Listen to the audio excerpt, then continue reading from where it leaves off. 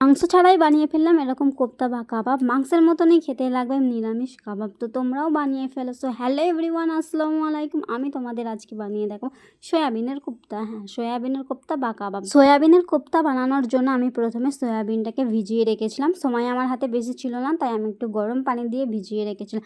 তারপরে সয়াবিনগুলো হাতে করে একটু ছিঁড়ে ছিঁড়ে নিয়েছি। ব্লেন্ডারে ব্লেন্ড করলে অনেকটাই ব্লেন্ড হয়ে যাবে, সেই জন্য হাতে করে এরমভাবে খুলে নেবে। একটা ভাবে খুলে আসবে, তোমরা চেষ্টা করলেই দেখবে হয়ে যাবে।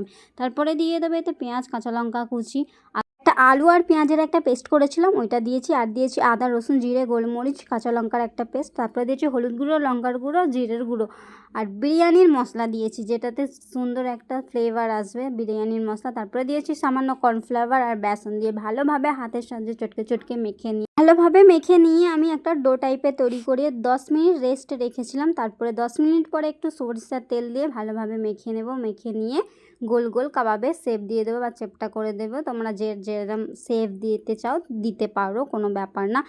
তোমরা কি আমার এই কাঁচের বাটিটা লক্ষ্য করে দেখেছো? হ্যাঁ, আজকে থেকে আমি এই কাঁচের বাটিটাতে ভিডিও বানাচ্ছি। আর এই কাঁচের বাটিটা আমি অনলাইন থেকে পারচেস করেছি। এটার কোয়ালিটি একদম বেস্ট আছে, খুবই সুন্দর আর খুবই ভালো। তোমরা যদি এরকম কাঁচের বাটি কিনতে চাও তাহলে কমেন্ট বক্সে কমেন্ট করো, আমি লিঙ্ক দিয়ে দেবো ডেসক্রিপশন বক্সে। তো কাবাবগুলো গোল গোল শেপ দিয়ে নিয়েছি আমি। তো এবারে একটা কড়াই বসিয়ে হালকা তেলটা গরম করে একটা করে ছেড়ে দেবো। তো হালকা আছে আমি কাবাবগুলো ভাজবো, বেশি জোরে জাল দেওয়ার কোনো প্রয়োজনে, তাহলে কাবাবগুলো পুড়ে যেতে পারে। তো হালকাভাবে ভেজে নাও, এরমভাবে আমি ভেজে নেবো। কাবাবগুলো আমি তুলে নিলাম, ভাজা হয়ে গেছে। তো ভালোভাবে ভেজে নিয়েছি। সেমভাবে আবার বাকি কাবাবগুলো আমি ভেজে নেব, একটা করে দিয়ে উল্টে পাল্টে হালকা আঁচে ভালোভাবে ভেজে নেব।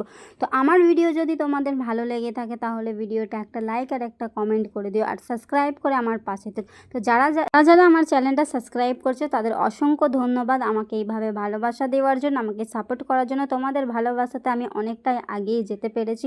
তো এইভাবেই আমাকে সাপোর্ট করতে থাকো। আর যারা আমার চ্যানেলটা সাবস্ক্রাইব করেনি তারা সাবস্ক্রাইব করে দিয়ে আমার সাথে থেকো।